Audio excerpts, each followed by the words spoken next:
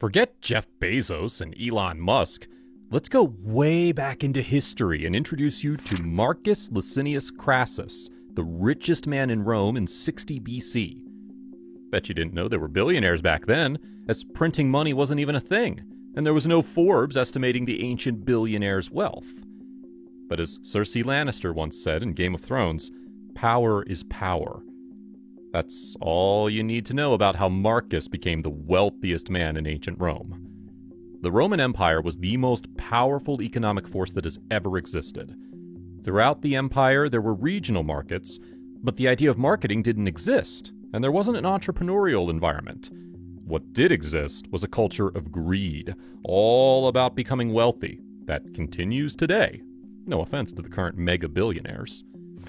Talking about Marcus, he was a 1st century BC Roman statesman and general. He conquered, stole, and plundered his way to the top of the empire. He used to spend lavishly when he needed to buy himself into the political arena.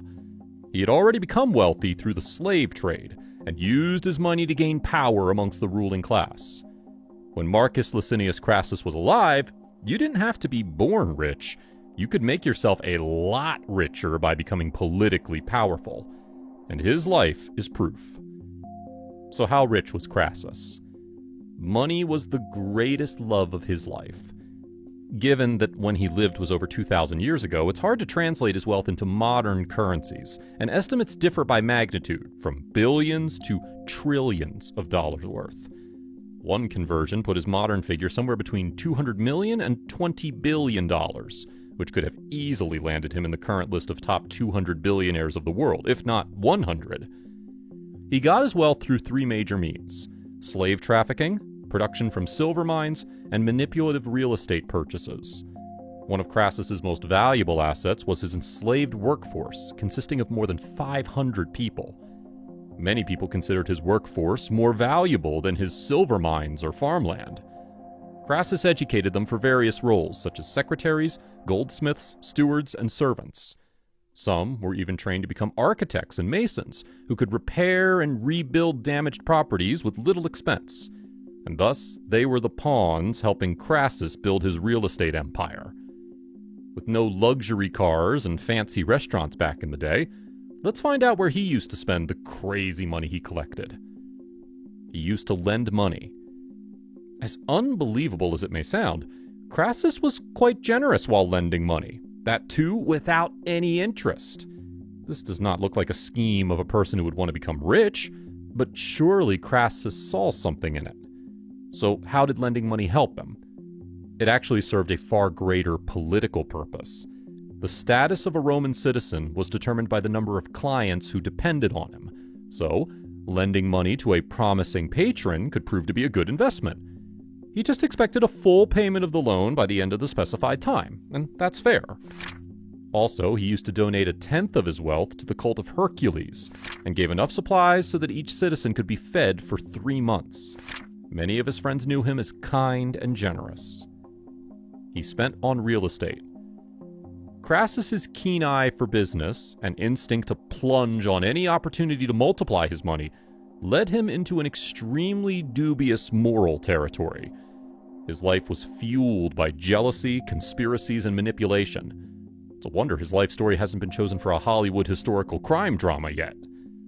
Fires were a common calamity back then, and he used to keep a sharp lookout for fires that would destroy entire sections of the city, especially in areas where the buildings were built in close proximity.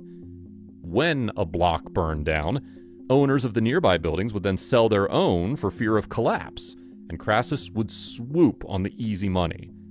Some even say that Crassus had a fake fire brigade with his slaves, and they managed not to save the place from fire so they could sell it later on.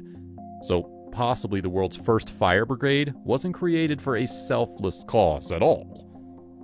If the owners of the burning building agreed to sell the house to him, the fire brigade would put out the fire. If the owners refused to sell, Crassus would let the structures burn. Shrewd and totally cruel. He was enough to praise himself. Most people have heard the name of the slave-turned-gladiator Spartacus, thanks to Hollywood movies and a popular television series with the same name. But what you don't know is that this character actually existed. and Marcus Licinius Crassus killed him, trying to get the self-proclaimed glory he always desired. Crassus thought he would get public attention for crushing Spartacus, but he wasn't welcomed home the way he expected. Instead, a few politicians shamed him for letting slaves escape. His rival Pompey got all the glory for crushing the slave rebellion and was welcomed with the highest of honors. Crassus, on the other hand, received lesser honors. So, naturally, he was angry. Someone stole his thunder, leaving him overshadowed and unappreciated. But he wasn't going to accept it. So he threw a series of elaborate feasts, all celebrating himself and his accomplishments. Little self-obsessed, right? What politician isn't? He wasn't the one to exhibit his wealth. Today, the billionaires own skyscrapers, travel in luxury cars, and some even own islands.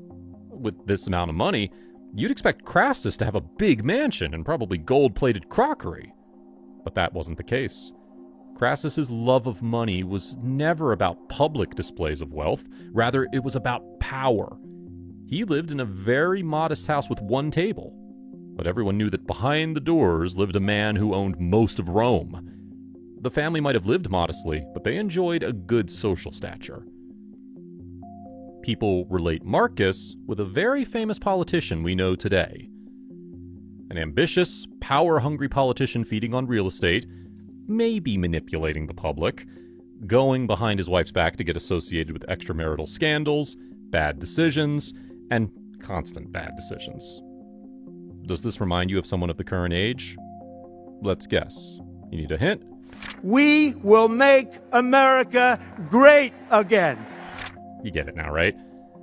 Yes, the former American president Donald J. Trump did the very same stuff that Crassus did almost 2,000 years ago. So, guys, this proves one point. People become super rich by fair and foul, by entrepreneurship and inheritance. They make markets and they manipulate them. They eat up the competition only to get richer and richer. How did Crassus meet his end? Well, he got into a war with the Parthians and made a bad judgment of following a plotted guide who took them through a desert, and hence the men were tired, weak, and many already dead before the war. So his army got defeated in the war with the Parthians, and they poured molten gold in his mouth to mock his wealth. His death and the subsequent defeat brought instability to the Roman Empire. Some legends say that Crassus was caught alive and then had gold poured into his mouth until it overflowed. That's a wrap for this video. So what are your thoughts on the incredible opulence of Marcus Licinius Crassus, popularly known as the richest man in Rome? What would you do if you were this rich in ancient Rome 2,000 years ago? Let us know in the comments below. Make sure to give this video a thumbs up and subscribe to our channel for more videos like this. See you in the next one.